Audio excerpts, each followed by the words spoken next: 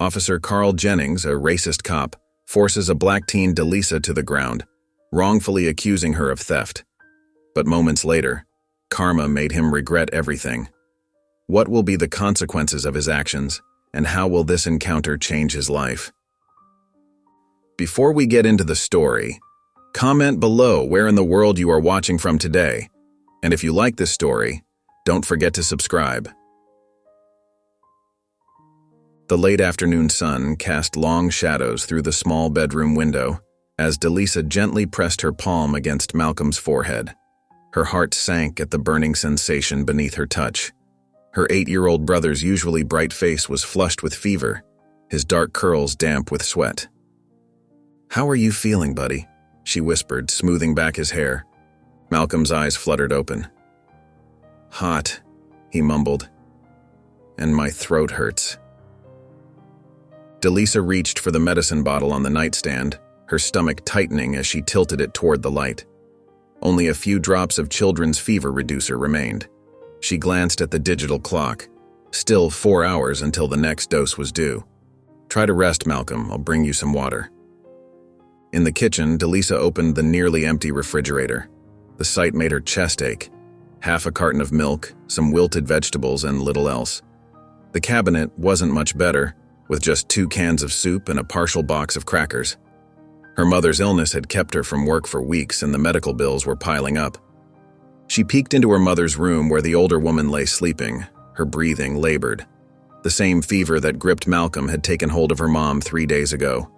Delisa pulled the thin blanket up to her mother's shoulders, trying to ignore the worry gnawing at her insides. Back in her room, Delisa counted the money from her part-time job at the library. $43. Not much, but it would have to do. The nearest grocery store in their neighborhood had closed last month, but she knew there was a well-stocked one in Oak Heights about a mile away. Delisa grabbed her worn denim jacket and house keys. "Mrs. Turner," she called softly through the wall to their elderly neighbor, "could you listen out for Malcolm and my mom for about an hour?" "Of course, honey," came the muffled reply. "You take care now." The walk to Oak Heights took her past neat houses with perfectly trimmed lawns, so different from her own neighborhood. Delisa pulled her jacket tighter, feeling out of place. She'd heard stories about how some stores in this area treated people who looked like her, but she pushed those thoughts aside. Her family needed medicine and food. That's all that mattered. As she approached the gleaming automatic doors of Brighton Market, Delisa took a deep breath and straightened her shoulders. The cool air conditioning hit her face as she stepped inside, and she couldn't help but notice how the fluorescent lights made everything look crisp and clean. A security guard near the entrance watched her closely as she picked up a shopping basket. Inside Brighton Market, Delisa felt eyes following her every move. An elderly woman clutched her purse tighter as she passed, and a store clerk seemed to materialize in whatever aisle she entered, pretending to reorganize shelves. The fluorescent lights felt harsh and exposing, making her wish she could somehow become invisible. Taking a steadying breath, she pulled out the crumpled shopping list from her jacket pocket. Malcolm's fever reducer topped the list, followed by throat lozenges and basic groceries. The pharmacy aisle seemed to stretch endlessly before her as she scanned the shelves for the cheapest options. $23, she whispered to herself, her fingers trembling as she held the fever reducer. It was more expensive here than at their regular store, but she had no choice. She placed it carefully in her basket, along with a pack of store-brand throat lozenges. In the grocery aisles, Delisa did quick calculations in her head with each item she picked up. Store-brand soup instead of Campbell's. The day-old bread marked half off. A small bag of apples that were slightly bruised but still good. Each decision was a careful balance between need and cost, her $43 feeling smaller by the minute.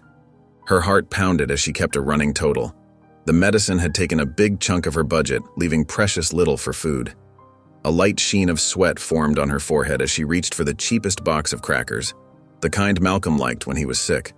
Behind her, she heard whispers and the squeak of cartwheels as someone deliberately turned down another aisle. Delisa's fingers tightened around her basket handle. She thought of Malcolm's flushed face, of her mother's labored breathing, and stood taller. The suspicious glances and subtle movements away from her weren't important. What mattered was getting these supplies home to her family. With careful steps, she headed toward the checkout line, mentally recounting her total one more time. 23 for the medicine, 4 for the lozenges, $2.50 for the bread. Her palms grew clammy as she realized how close she was cutting it, but there was no time to put anything back. Malcolm needed his next dose soon, and she couldn't leave her family alone for too long. Meanwhile, Officer Carl Jennings pushed through the glass doors of Brighton Market, grateful for the blast of cool air after his stuffy patrol car. He'd stopped in for a quick coffee and maybe one of those maple bars that always tempted him during his afternoon breaks. But as he stepped inside, his trained eye caught something that made him forget about his sweet tooth.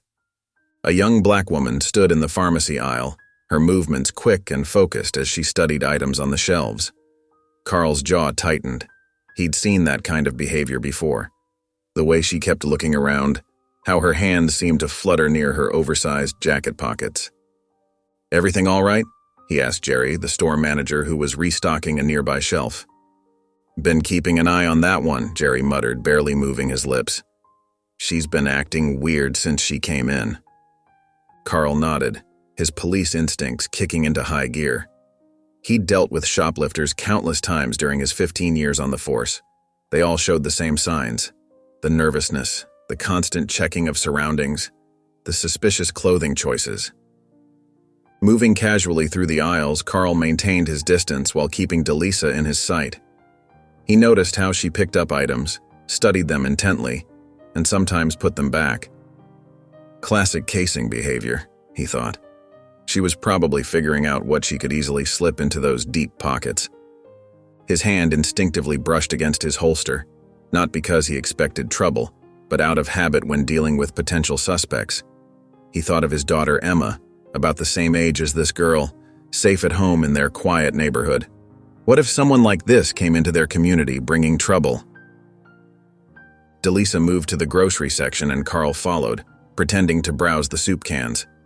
He watched her pick up the cheapest items, noting how her hands shook slightly. That sealed it for him. Definitely guilty behavior. The way she kept checking prices and putting things back, it had to be an act. She was probably waiting for the right moment when fewer eyes were on her. "Dispatch, this is Officer Jennings," he murmured into his radio, keeping his voice low. "Possible 459 in progress at Brighton Market. Subject is a young black female, approximately 18 to 20, wearing a yellow shirt. Currently monitoring the situation." The radio crackled softly with acknowledgement as Carl continued his surveillance. Each time Delisa glanced around, his suspicions grew stronger.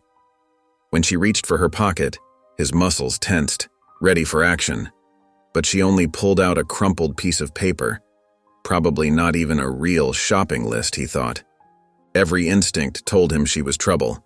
He'd seen it too many times before, people coming from the rougher parts of town to take advantage of their quiet neighborhood stores. Well, not on his watch. He'd make sure nothing happened on his shift, even if it meant following this girl until she either paid up or showed her true colors. Delisa stepped out of the bright fluorescent lights of Brighton Market into the golden afternoon sun, clutching her shopping bag close. The receipt was safely tucked in her pocket, proof of her honest purchase. Her mind was already racing ahead to Malcolm, hoping the children's fever medicine would help bring down his temperature. "Excuse me, miss." A stern voice cut through her thoughts. Delisa stopped abruptly. A police officer stood directly in her path, his badge gleaming in the sunlight. She recognized him as the man who'd been watching her in the store, and her heart began to pound. "Is there a problem, officer?" Her voice came out smaller than she intended. "I'm Officer Jennings. Mind telling me what brings you to this neighborhood?" His tone was clipped, suspicious. Delisa's cheeks burned with embarrassment as other shoppers slowed down to watch. I was just buying some medicine and groceries for my family. My little brother's sick." Officer Jennings crossed his arms, his expression hardening. "Right. And you had to come all the way to this store for that?" "They have better prices here," Delisa explained, trying to keep her voice steady despite the tremor building inside her. "I needed to make my money stretch." "I'm going to need to see what's in that bag," he cut her off, extending his hand. Tears pricked at the corners of Delisa's eyes. She'd done nothing wrong, Yet here she was, being treated like a criminal. The shame of it burned in her chest, made worse by the growing crowd of onlookers. "I have my receipt," she offered quietly, reaching for her pocket. "The bag first," Officer Jennings insisted. With shaking hands, Delisa held out her shopping bag. Officer Jennings snatched it and began pulling items out one by one. The children's fever medicine, a loaf of bread, some soup cans, crackers, and orange juice. Each item had been carefully chosen within her tight budget, and now they were being displayed like evidence of a crime. "These are all paid for," Delisa said, her voice cracking. "I didn't do anything wrong." Officer Jennings rifled through the items more aggressively now, his jaw set in a hard line. Despite finding nothing suspicious, his conviction only seemed to grow stronger. He dropped the bag onto the ground, spilling some of its contents across the sidewalk. "Something's not adding up here," he declared, his voice rising. "You're acting mighty suspicious." Before Delisa could respond, Officer Jennings grabbed her wrist roughly. The sudden contact made her gasp. "Put your hands behind your back," he ordered. "What? No, please. I didn't do anything." Delisa's voice trembled as tears began rolling down her cheeks. The cold metal of handcuffs clicked around her wrists, binding them together. "We've had reports of trouble in this area," Officer Jennings announced loudly, as if performing for the growing crowd of onlookers. "And I find you here acting suspicious, probably casing the neighborhood." Delisa's legs felt weak beneath her as she watched more people gathering. Some had their phones out, recording the scene. Others whispered and pointed. Her groceries lay scattered on the ground, the orange juice rolling toward the curb. The medicine for Malcolm, the whole reason she'd come here, sat exposed on the concrete. "Please," she whispered, her voice breaking. "My brother's sick at home. He needs that medicine. I have the receipt." "Sure he is." Officer Jennings cut her off dismissively. "That's what they all say. You're going to tell me exactly what you're really doing in this neighborhood." The shame and humiliation burned through Delisa's entire body. She'd never felt so small, so powerless. Tears streamed down her face as she stood there, handcuffed and accused in front of dozens of strangers. All she'd wanted to do was take care of her family, and now she was being treated like a criminal for it. Some of the bystanders had moved closer, their faces a mix of concern and curiosity. A woman with shopping bags stopped to stare, covering her mouth with her hand. Two teenage boys pointed their phones directly at Delisa, recording her moment of degradation for all to see. "I live just 3 blocks away," Delisa managed to say through her tears. "Please, just check my ID. Check the receipt. I'm telling the truth." But Officer Jennings wasn't listening. He continued his loud accusations about troublemakers in the neighborhood, each word making Delisa feel smaller and more exposed. The handcuffs bit into her wrists as she stood there, her shoulders shaking with silent sobs, watching helplessly as the medicine her brother so desperately needed lay just out of reach on the cold sidewalk. A middle-aged woman stepped forward from the gathering crowd, her voice sharp with indignation. "This is absolutely ridiculous. I saw this young lady shopping and paying for her items like everyone else." "Yeah, leave her alone," another voice called out. More people joined in, their collective anger growing at the sight of Delisa's tears and trembling shoulders. The automatic doors of the grocery store slid open, and Mr. Peterson, the store manager, hurried out with Sarah, one of the cashiers, right behind him. "Officer, there must be some mistake," Mr. Peterson said, his face flushed from rushing outside. "This young woman was just in my store, and I can personally vouch for her." Sarah nodded vigorously, holding up a receipt. "She was at my register not 5 minutes ago, paid for everything, was really polite too." Officer Carl's face reddened as the crowd's murmurs grew louder. He shifted uncomfortably, his earlier confidence crumbling under the weight of public scrutiny. His hands fumbled with the handcuff keys as he moved to release Delisa. There seems to have been a misunderstanding," he mumbled, avoiding eye contact as the cuffs fell away. The marks they'd left on Delisa's wrists were visible to everyone watching. "A misunderstanding," someone in the crowd scoffed. "More like harassment." Delisa rubbed her wrists, her cheeks still wet with tears. With quiet dignity, she knelt down to gather her scattered items. The same woman who had first spoken up bent down to help her, carefully placing the medicine and groceries back in the bag. "I apologize for the confusion," Officer Carl said weakly, his voice barely audible as he took a step back from the hostile crowd. Delisa stood up straight, clutching her bag close. Without a word, she turned and began walking away from the scene, her head held high despite her trembling lips. The crowd parted to let her through, their disapproving glares now fixed firmly on Officer Carl, who stood alone on the sidewalk, unable to meet anyone's eyes. Delisa walked quickly down the sidewalk, her grocery bag clutched tightly against her chest. Though the afternoon sun was warm, she felt cold inside. Her hands wouldn't stop shaking, and the spot where the handcuffs had been still tingled uncomfortably. Tears threatened to spill again, but she blinked them back. She needed to be strong. Malcolm was waiting for his medicine at home. Still, each step felt heavy as the weight of what had just happened pressed down on her shoulders. "Why?" she whispered to herself. "I was just trying to get medicine for my brother." The memory of all those eyes watching her, of being treated like a criminal, made her cheeks burn with shame. She'd done nothing wrong, yet in those moments, she'd felt so small, so powerless. Meanwhile, Officer Carl sat in his patrol car, parked in a quiet corner of the grocery store lot. His hands gripped the steering wheel as he replayed the incident in his mind. The crowd's angry faces, the store manager's intervention, and most of all, the hurt in that young woman's eyes. It all swirled in his thoughts, making him increasingly uncomfortable. He'd been so sure, so convinced he was doing his job. But now, sitting alone in his car, doubt crept in. The girl's tearful explanation about buying medicine for her brother echoed in his mind. Had he let his assumptions cloud his judgment? His radio crackled to life, interrupting his thoughts. "Officer Jennings, please respond." "This is Jennings," he answered, grateful for the distraction. The next words made his blood run cold. "Officer, there's been an accident involving your daughter Emma. She's being transported to Memorial Hospital." Carl's heart stopped. The world seemed to tilt on its axis as the dispatcher continued with details he could barely process. Something about a collision, serious injuries, emergency response. No, he muttered, his hands trembling as he fumbled with his keys. Emma, his beautiful Emma. The thought of her hurt sent waves of panic through his body. As he pulled out of the parking lot with lights flashing, the guilt of his earlier actions mixed with raw fear for his daughter. The same hands that had unfairly placed handcuffs on an innocent young woman now shook as he gripped the steering wheel, speeding toward the hospital.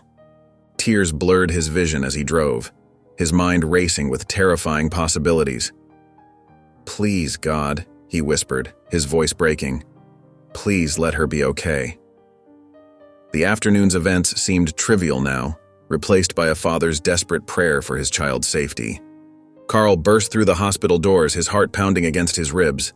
The sterile white walls and harsh fluorescent lights seemed to close in around him as he rushed to the emergency department desk. "My daughter, Emma Jennings," he stammered, his badge trembling in his shaking hands. "She was in an accident. Where is she? Please, I need to know she's okay." The nurse at the desk typed quickly into her computer. "Yes, she's being treated right now. Dr. Stevens will be out to speak with you shortly. Please have a seat in the waiting area." "But I need to see her now," Carl pleaded, his voice cracking. "I'm her father." A doctor in blue scrubs approached, his expression serious. "Officer Jennings? I'm Dr. Stevens. Your daughter is in critical condition. The impact caused severe internal injuries, and we're doing everything we can to stabilize her." The words hit Carl like a physical blow. His legs weakened and he gripped the counter to steady himself. "Critical? But she's going to be okay, right?" "We're doing our best, but the next few hours will be crucial. I'm sorry, but you'll have to wait here. I'll update you as soon as I can."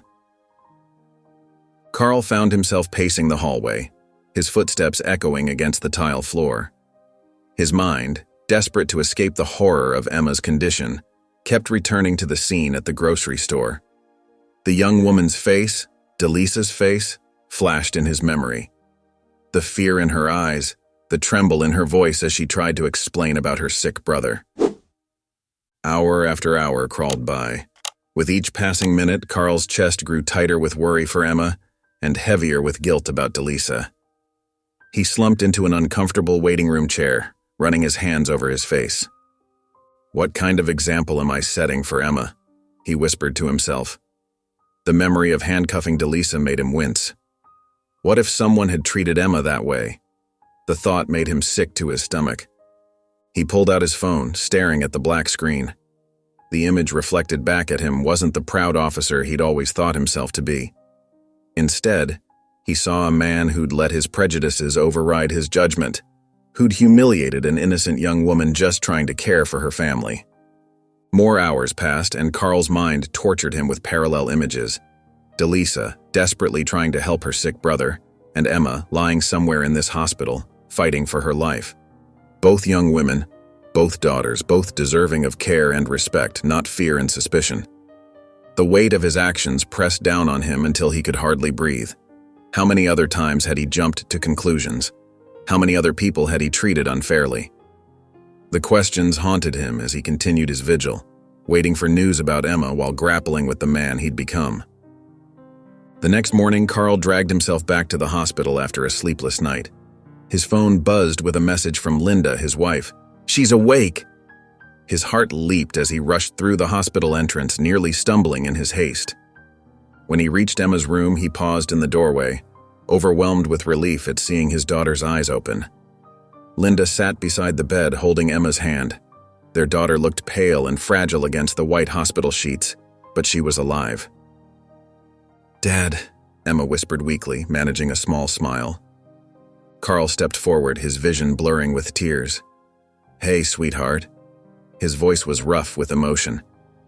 Just then, someone entered the room behind him. "Good morning, Emma. Time to check your vitals." Carl froze. He knew that voice. Turning slowly, he found himself face to face with Delisa, dressed in a volunteer's uniform. She stopped short when she saw him, her eyes widening in recognition. The air in the room grew thick with tension. Delisa's hands tightened on the clipboard she was holding, but she quickly composed herself, moving professionally to Emma's bedside. "How are you feeling this morning?" Delisa asked Emma softly, her voice warm and caring despite the obvious discomfort of Carl's presence. "A little better," Emma replied. "My head still hurts, though." Carl watched, rooted to the spot, as Delisa gently checked Emma's temperature and adjusted her pillows.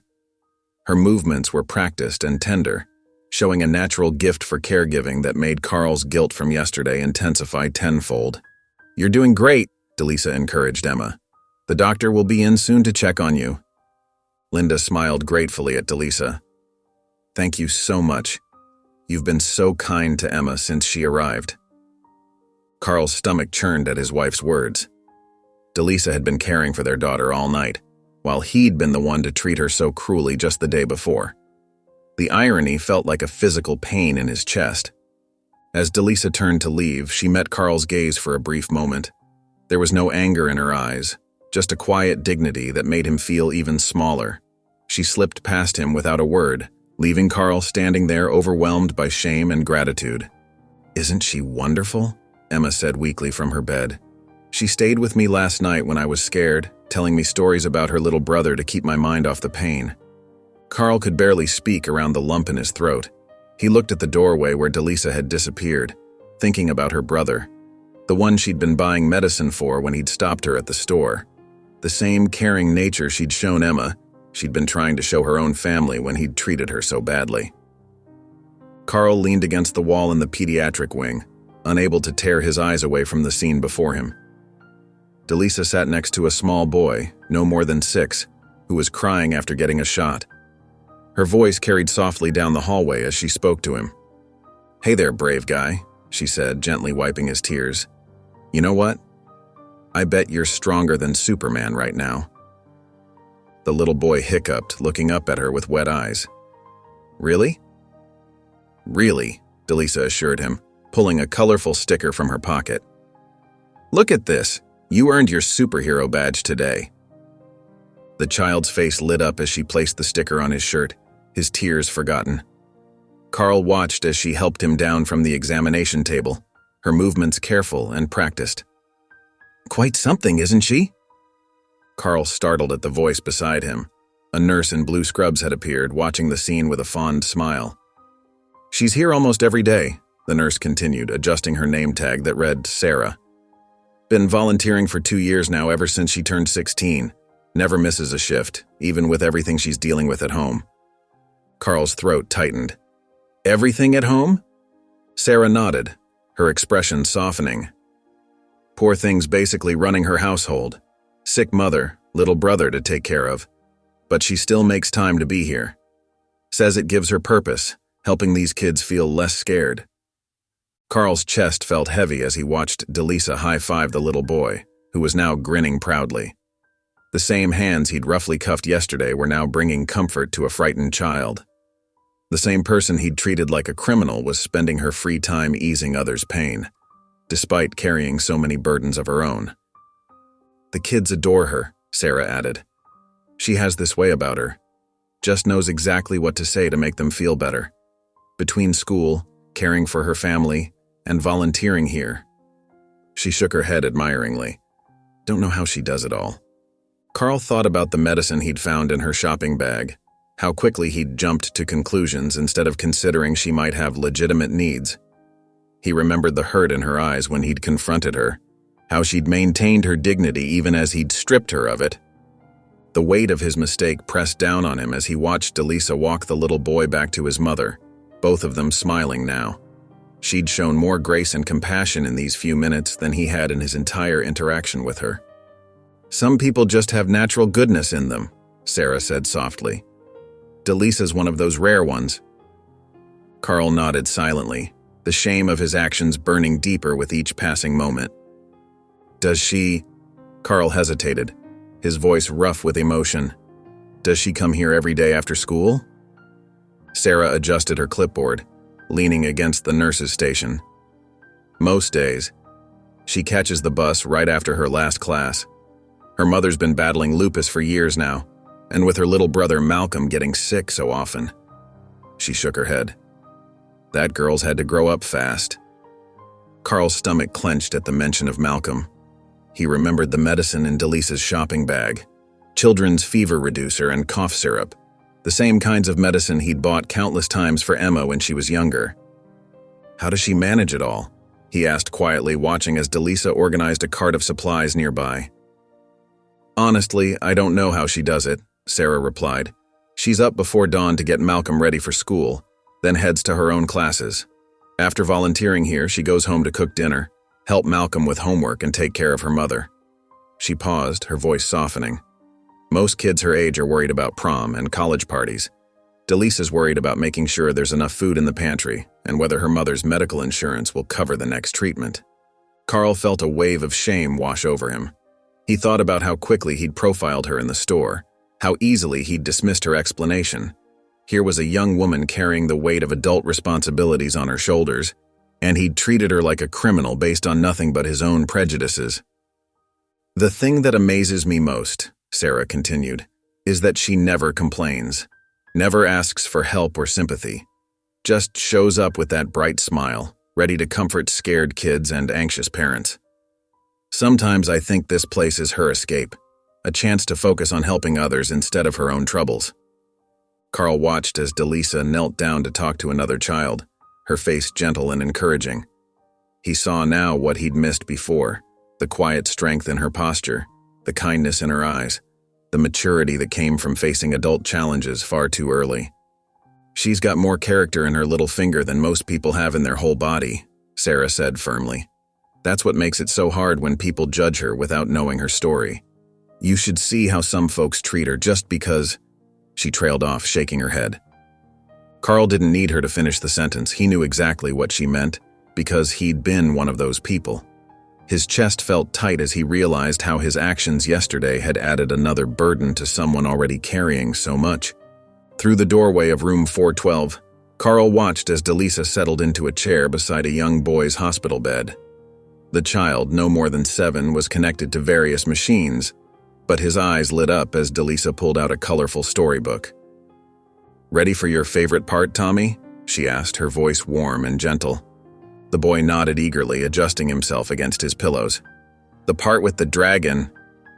His voice was weak, but his excitement was unmistakable. Delisa opened the book, and Carl found himself moving closer to the doorway. As she began to read, her voice took on different characters: a brave knight, a wise wizard, and yes, even a fearsome dragon. Her hands moved expressively, bringing the story to life, and Tommy's pale face broke into a wide smile. "And then," Delisa whispered dramatically, "the dragon spread its enormous wings." She stretched her arms wide, making Tommy giggle. The sound echoed through the sterile hospital room, transforming it into something warmer, more hopeful. Carl noticed how she paused at just the right moments, how she knew exactly when to lean in closer or raise her voice to keep Tommy engaged. It was more than just reading, she was creating magic. The same hands he had roughly cuffed yesterday were now turning pages with care and tenderness. The same voice he had dismissed was bringing comfort to a sick child. Carl felt something crack inside his chest. Here was the young woman he had humiliated, giving her time and energy to brighten a child's day. He thought about Emma, about all the time she had been sick as a little girl, how grateful he'd been for the nurses and volunteers who had made her hospital stays bearable. Tommy hung on every word, his pain and discomfort momentarily forgotten as Delisa wove the tale. When she acted out the dragon's mighty roar, the boys' laughter filled the room, and Carl saw several nurses in the hallway smile as they passed by. The contrast between the Delisa he had imagined yesterday and the one before him now was stark and humbling. He had seen a threat where there was only strength, suspected darkness where there was nothing but light. As he watched her continue the story, Carl felt the full weight of his prejudice pressing down on his shoulders. This was who Delisa really was. Not a suspicious character in a grocery store, but a beacon of kindness in a place often filled with fear and uncertainty. The realization made Carl's chest tighten with shame and admiration in equal measure. As Tommy drifted off to sleep, Delisa quietly closed the storybook and tucked it into her volunteer bag. She stood up, adjusting the boy's blanket with gentle hands. When she turned to leave the room, she found herself face to face with Carl. His shoulders were tense, his face etched with worry and regret. For a moment, they both stood in awkward silence, the steady beep of Tommy's monitors the only sound between them. Could I speak with you for a moment?" Carl's voice was soft, nothing like the harsh tone he had used at the grocery store. Delisa nodded, though her expression remained guarded. They stepped into the quieter hallway, moving to a small waiting area where a few empty chairs lined the wall. "I need to apologize," Carl began, his hands clasped tightly in front of him. "What I did was completely wrong. I jumped to conclusions about you based on nothing but my own prejudices." His voice cracked slightly. "I treated you like a criminal when you were just trying to take care of your family." Delisa's dark eyes studied him, her face showing no reaction to his words. The silence made Carl's heart pound harder. "I've learned about all you do here, about how you care for your mother and brother," he continued, his voice heavy with shame. "You show such kindness to everyone around you, and He paused, swallowing hard.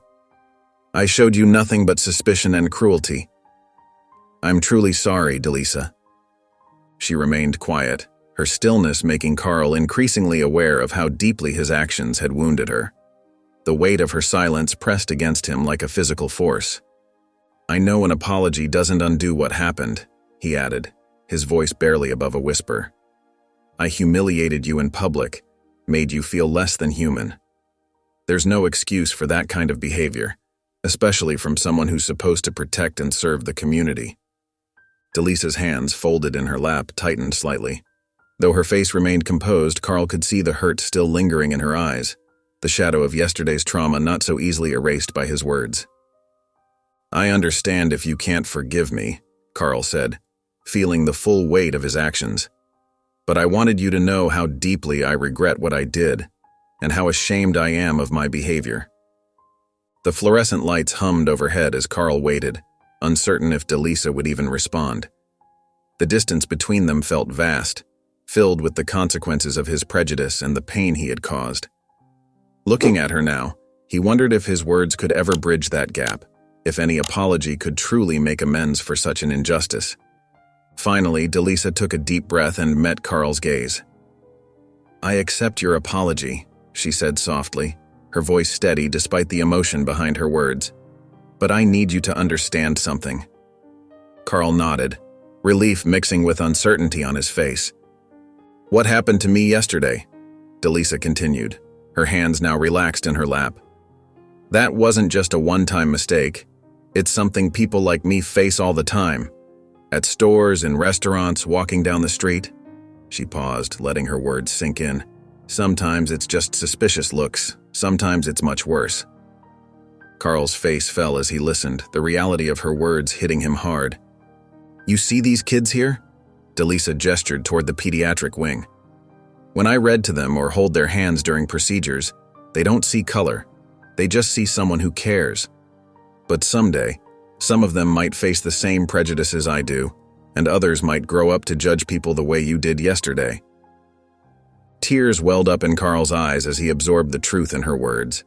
He thought about his own daughter, Emma, lying in her hospital bed, and how he'd want her to be treated by others. "If you really want to make this right," Delisa said gently but firmly, "it's not just about apologizing to me. It's about changing how you see people. All people. It's about looking past your first assumptions and seeing who we really are." She leaned forward slightly, her voice growing softer. "I'm just a girl trying to take care of her family, Officer Carl. Just like you're a father trying to take care of his daughter. That's who we really are. Not whatever you thought when you saw me in that store." Carl nodded, wiping at his eyes. "You're right," he whispered, his voice rough with emotion. "I've been doing this job for so long, I started seeing threats instead of people. I forgot how to really look at someone and see their humanity." "Then that's where you start," Delisa replied. "That's how you make this right. Not just with me, but with everyone you meet from now on." The truth of her challenge settled over Carl like a heavy blanket. He realized that this moment wasn't just about making peace with one person. It was about confronting the biases he'd carried for years, biases that had hurt countless others before Delisa. After a few days, Carl shifted uncomfortably in his volunteer uniform, feeling out of place in the hospital's bustling hallways. The same corridors he'd paced anxiously as a worried father now felt different as he prepared for his first day of volunteering. His police badge was at home, and without it, he felt strangely vulnerable. The volunteer coordinator, a kind-faced woman named Mrs. Santos, handed him a schedule. "We'll start you in the children's playroom," she said warmly. "Sometimes these kids just need someone to build blocks with or read them a story." Carl's hands trembled slightly as he followed her down the hallway. This wasn't like directing traffic or patrolling streets. This was about connecting with people one-on-one, something he realized he hadn't truly done in years. As they approached the playroom, he heard children's laughter floating through the door. It reminded him of Emma when she was little, before he'd gotten so caught up in his job that he'd started seeing the world through suspicious eyes. "Just be yourself," Mrs. Santos encouraged, noticing his nervousness. "These kids don't care about titles or uniforms. They just want someone to spend time with them." Carl took a deep breath and stepped into the colorful room. A little girl in a wheelchair immediately caught his eye.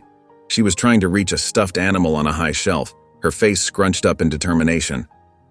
Without thinking, Carl walked over and carefully retrieved the toy for her. The girl's face lit up with a bright smile that reminded him of Delisa's gentle kindness with the children. "Thank you," she exclaimed, hugging the stuffed elephant close. "Would you like to join our tea party?" she asked, gesturing to a small table where other children sat with toy cups and plates. Carl felt his throat tighten with emotion as he looked at their innocent faces. These children didn't see a police officer or someone in authority. They just saw a person who could pour pretend tea and share in their game. Delisa's words echoed in his mind.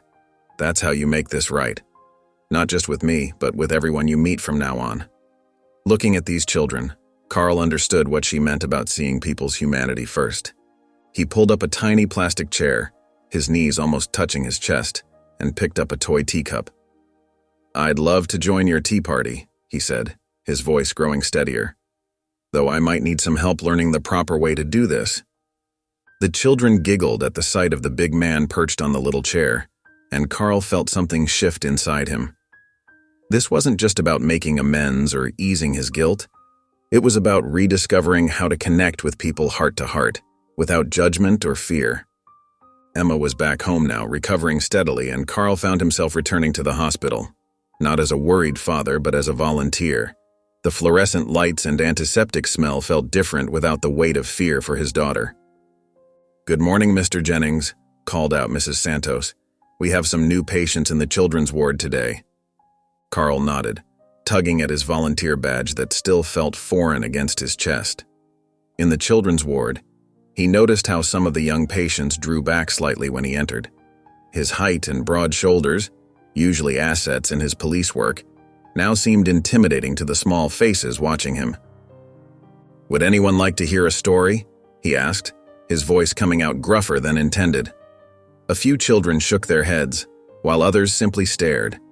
A small boy with a cast on his arm spoke up. "You don't look like you know any good stories." Carl felt his face flush, but then remembered how Delisa had handled similar situations. He spotted a colorful book about dinosaurs on the shelf. "Well, maybe we could learn about dinosaurs together," he suggested, softening his tone. "I'm not very good at the big names, but we could figure them out." The boy with the cast hesitated, then scooted over slightly on his bed. "I know all about T-Rex," he said proudly. As Carl began reading, stumbling over words like Parasaurolophus, he heard something wonderful, gentle giggling. The children were amused by his mistakes, but not in a cruel way. They started helping him pronounce the difficult words, and soon more kids were gathering around. During his next few shifts, Carl noticed small changes. Children who had once shrunk away now waved when they saw him. He learned to lower himself to their eye level when speaking, to smile more, to listen to their stories about favorite toys and pets at home. One afternoon, while helping a little girl with her puzzle, he caught sight of Delisa down the hall, reading to another patient. She glanced his way and gave a small nod of acknowledgement. In that moment, Carl understood what she'd meant about seeing people differently. These weren't just patients in beds. They were children with hopes, fears, and stories of their own, just like his Emma. The simple act of sitting with them, listening to their worries about upcoming procedures or laughing at their jokes about hospital food, had begun to change something in him. He felt the protective walls he'd built up over years of police work slowly starting to crack, making room for something new, something that felt a lot like understanding. Carl watched from across the children's ward as Delisa helped a young patient with her physical therapy exercises. The little girl, frustrated by her weak legs, had tears streaming down her face. "I can't do it," the child whimpered. "Yes, you can," Delisa encouraged softly. "Remember what we talked about? Baby steps, just like the little caterpillar becoming a butterfly." The gentleness in Delisa's voice touched something deep in Carl's heart. He noticed how she supported the girl both physically and emotionally, never rushing, never showing impatience. When the child finally took 3 wobbly steps, Delisa's face lit up with genuine joy. Later that afternoon, Carl overheard Delisa on her phone during her break, speaking in hushed tones. "Yes, Malcolm, I'll be home soon. Did you take your medicine? Make sure Mom eats something too, okay?" The weight of her responsibilities struck him anew. Here she was, spending hours comforting sick children while managing her own family's struggles. Yet she never complained, never let her personal burdens dim her smile for the patients. During group activities, Carl noticed how naturally leadership came to her. When a young boy refused to participate in art therapy, Delisa sat quietly beside him, drawing her own picture. Soon enough, the boy's curiosity got the better of him and he picked up a crayon. Carl realized she accomplished more with patience than he had ever achieved with authority. "How do you do it?" he asked her one day as they restocked supply cabinets together. "Balance everything, I mean."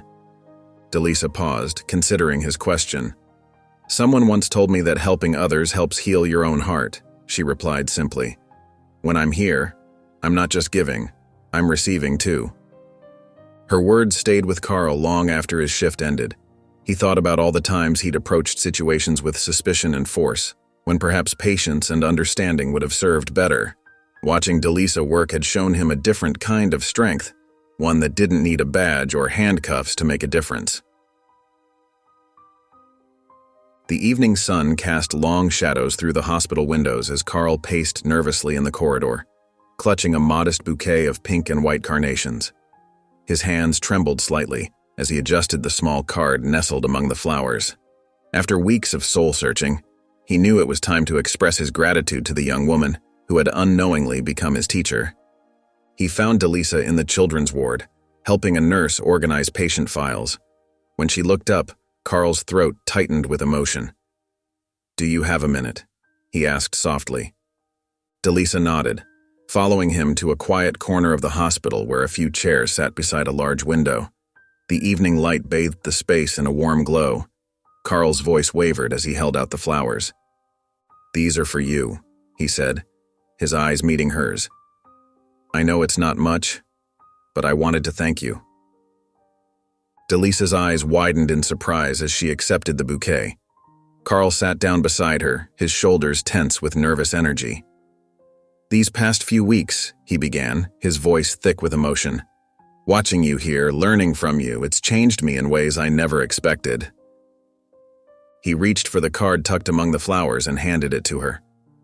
"I wrote something. It's simple, but it's from my heart." Delisa opened the card carefully, reading the words written in Carl's neat handwriting. "Thank you for teaching me to see with my heart." Her eyes softened, and she placed her hand gently over his weathered one. "I'm so ashamed of how I treated you that day," Carl continued, his voice breaking slightly. "I was blind, operating on assumptions and fear instead of understanding and respect." He took a deep breath, gathering his thoughts. "You showed me that protecting people isn't just about enforcing rules or maintaining order. It's about seeing their humanity, showing compassion." Delisa's warm smile touched something deep in Carl's soul. "I promise you," he said earnestly, "I'll carry these lessons with me always. Every day on patrol, every interaction, every moment. I'll remember what you taught me about seeing people through eyes of understanding rather than suspicion."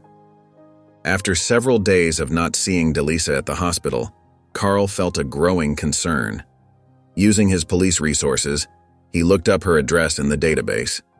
The small apartment complex was in a modest neighborhood, its paint peeling and walkways cracked. Carl's knock on the door was answered by silence at first, then the sound of shuffling feet. When Delisa opened the door, her exhausted face registered shock at seeing him there. Dark circles shadowed her eyes, and her usually neat appearance was disheveled. "Officer Carl?" she said, her voice hoarse with fatigue. Behind her, Carl could see into the small living room where Malcolm lay on a worn couch, his face flushed with fever. Medical supplies and medicine bottles cluttered the coffee table, and a bowl of half-eaten soup sat forgotten nearby. "I noticed you weren't at the hospital," Carl said softly. "I got worried." Delisa's composure cracked slightly. "Malcolm's fever won't break. The medicine isn't helping anymore, and—" She stopped, swallowing hard. "We can't afford the treatment he needs." Carl stepped into the apartment, taking in the scene. The space was clean but sparse, with obvious signs of financial struggle. A stack of medical bills sat on the kitchen counter, their red past due stamps visible even from where he stood. The sight of Malcolm's labored breathing and Delisa's desperate situation stirred something deep within Carl. He thought of his own daughter, Emma, and how blessed he was to have good insurance and resources for her care. "I want to help," he said firmly. "The police department does fundraisers all the time for community members in need. Let me organize one for Malcolm." Delisa's eyes widened. "Officer Carl, you don't have to—" "Please," he interrupted gently. "Let me do this. You've taught me so much about compassion. Allow me to put those lessons into action." Tears welled in Delisa's eyes as she nodded, too overwhelmed to speak. Carl pulled out his phone and immediately started making calls to his fellow officers, determined to help the young woman who had shown him the true meaning of strength and dignity. A few days later, Carl walked through the hospital corridors with an envelope clutched in his hands, his heart full of emotion. He found Delisa in Malcolm's room, where the boy was now receiving proper medical care. The sight of color returning to Malcolm's cheeks made Carl smile. "Delisa," he called softly from the doorway. She turned and her eyes immediately fell on the envelope. Carl stepped forward, extending it toward her with slightly trembling hands. "The department, local businesses, and so many community members came together," he explained, his voice thick with emotion. "We raised enough to cover Malcolm's treatment, and some extra to help with your mother's care too." Tears welled up in Delisa's eyes as she accepted the envelope. Her hands shook as she opened it, and when she saw the amount, she covered her mouth in shock. "Officer Carl, She struggled to find words. "This is more than we ever—" Mrs. Johnson, Delisa's mother, wheeled herself into the room just then. Despite her illness, her eyes shone with warmth and gratitude. "Officer Carl," she said, gesturing for him to sit beside her, "you've done so much for our family." As Malcolm dozed peacefully in his hospital bed, Mrs. Johnson shared stories about Delisa growing up. "Even as a little girl, she always put others first," she said, her voice filled with pride. "When I first got sick, she was only 14, but she stepped up without hesitation. She'd cook, clean, help Malcolm with homework, and still find time to volunteer." Carl listened intently as Mrs. Johnson continued. "People sometimes look at us and make assumptions, but my Delisa has always shown them what really matters, the kindness in your heart." These words struck Carl deeply. He thought about how quickly he had judged Delisa that day at the grocery store, based on nothing but his own prejudices. Looking at this family now, their love, their dignity, their strength, he felt ashamed of his former beliefs. "Mrs. Johnson," Carl said quietly, "your daughter taught me something invaluable. I learned that character isn't about color, it's about who you are inside, about how you treat others and face life's challenges." Delisa wiped away tears as she listened to their conversation, holding Malcolm's hand while he slept. The room felt full of healing, not just physical, but emotional too. One crisp afternoon, Carl sat in his patrol car outside the precinct, his mind racing with ideas. The past few weeks had changed him profoundly, and he knew he couldn't keep this transformation to himself. Taking a deep breath, he gathered his notes and headed inside to meet with Captain Roberts. "I want to start a youth outreach program," Carl announced, spreading his carefully prepared documents across the captain's desk. "Something that brings officers and local kids together, builds real understanding." Captain Roberts leaned back in his chair, studying Carl's earnest expression. "What brought this on, Carl?" Carl's voice softened as he explained about Delisa, Malcolm, and his experience at the hospital. "I was wrong about so many things, Captain, and I can't be the only officer who needs to learn these lessons." He outlined his vision: weekly meetings where officers would mentor local youth, sports activities that would build trust, and community service projects they could work on together. "We need to see these kids as people, not statistics, and they need to see us as humans too, not just uniforms." "The program could start small," Carl continued, his enthusiasm growing. "Maybe partner with the community center near Martin Luther King Boulevard. We could have officers volunteer their time, share their stories, listen to the kids' experiences."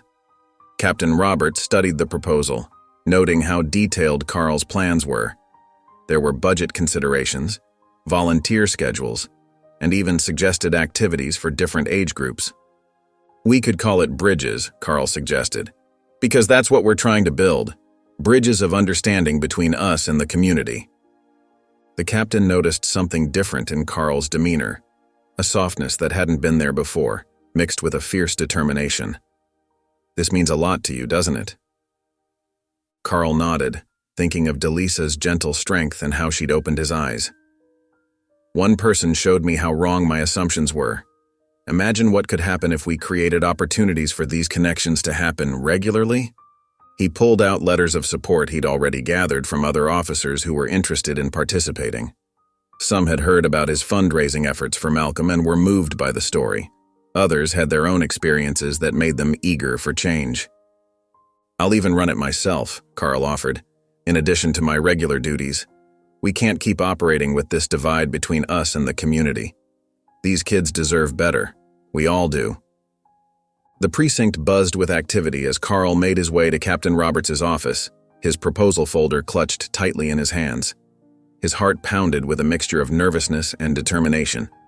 The faces of Delisa and Malcolm were fresh in his mind, driving him forward. "Come in," Captain Roberts called after Carl's knock. Carl settled into the chair across from his superior's desk, spreading out the carefully prepared documents. "Sir, I've been thinking about our relationship with the community, especially the youth. I believe we need to make some changes." The captain leaned forward, his expression curious. "Go on." "I'm proposing a community outreach program," Carl explained, his voice steady despite his nerves. "One that brings officers and local youth together regularly.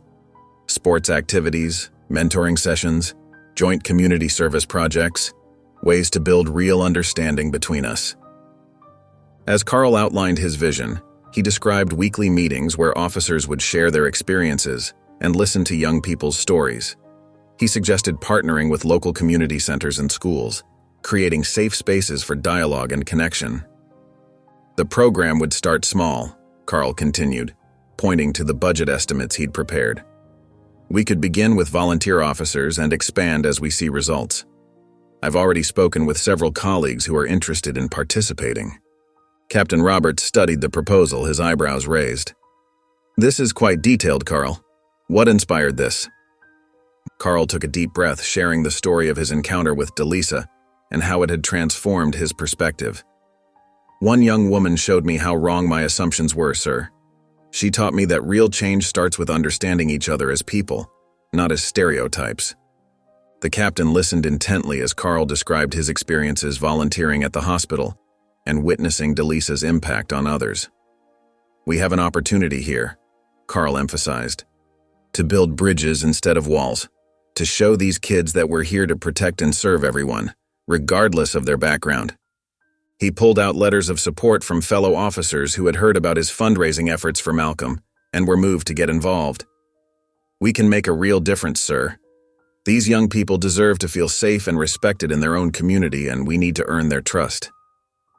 The passion in Carl's voice was unmistakable as he concluded his presentation. "I'm willing to lead this initiative myself, alongside my regular duties. We can't continue with business as usual when we have the power to create positive change." In the weeks that followed, Carl and Delisa found themselves working together more frequently at community events and hospital volunteer shifts. Their initial awkwardness had given way to a comfortable rhythm of collaboration.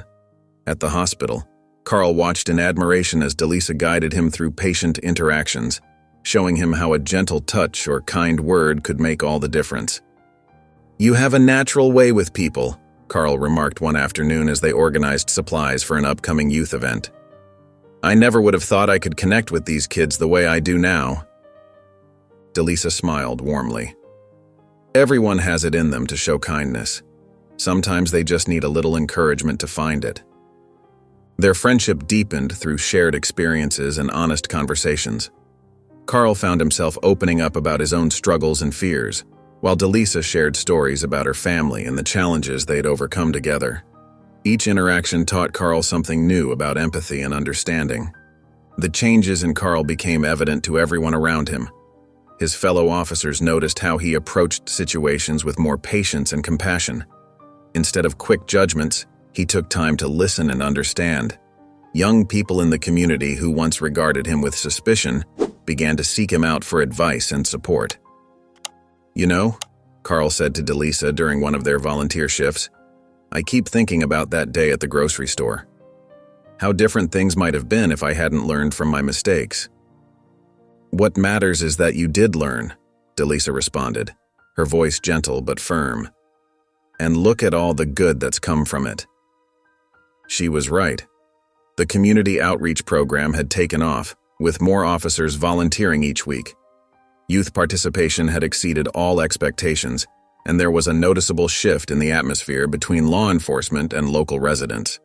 Trust was building, slowly but surely.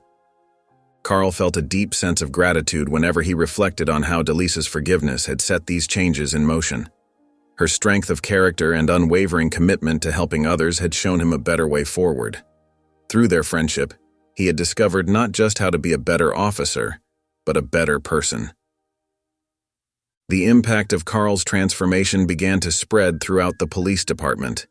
His fellow officers noticed the dramatic change in his approach to community interactions. Where he once led with suspicion, he now showed genuine interest and compassion. During a morning briefing, Officer Martinez pulled Carl aside.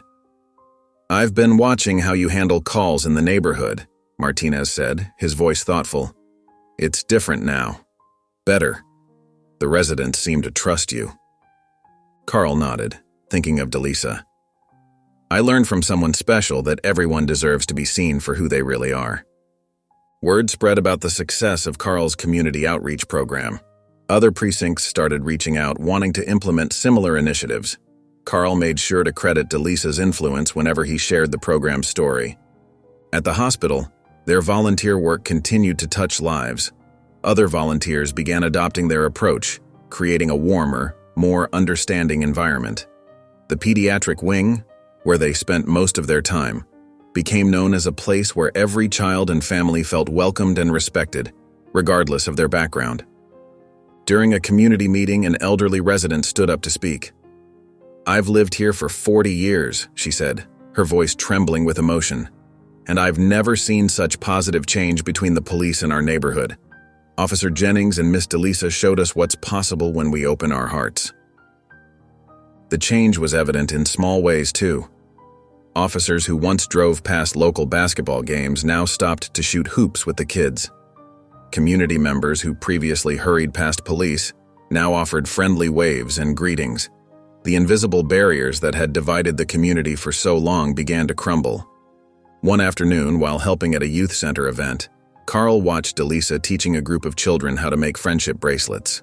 Her patience and genuine care for each child reminded him of how far he'd come from that day at the grocery store. The sight of officers and community members working together, sharing stories and laughter, filled him with quiet joy. "Look at what you started," Delisa said, joining him as they watched the diverse group of people interacting naturally and comfortably. Carl shook his head. "What we started," he corrected gently. "Your forgiveness made all of this possible." Together, they had created something powerful, a model of what could happen when people chose understanding over prejudice and compassion over fear. Their friendship stood as living proof that change was possible, one person, one interaction at a time. If you enjoyed the story of Officer Carl and Delisa, I hand-picked this next story that will touch your heart. Please don't miss this one. Click here to watch it.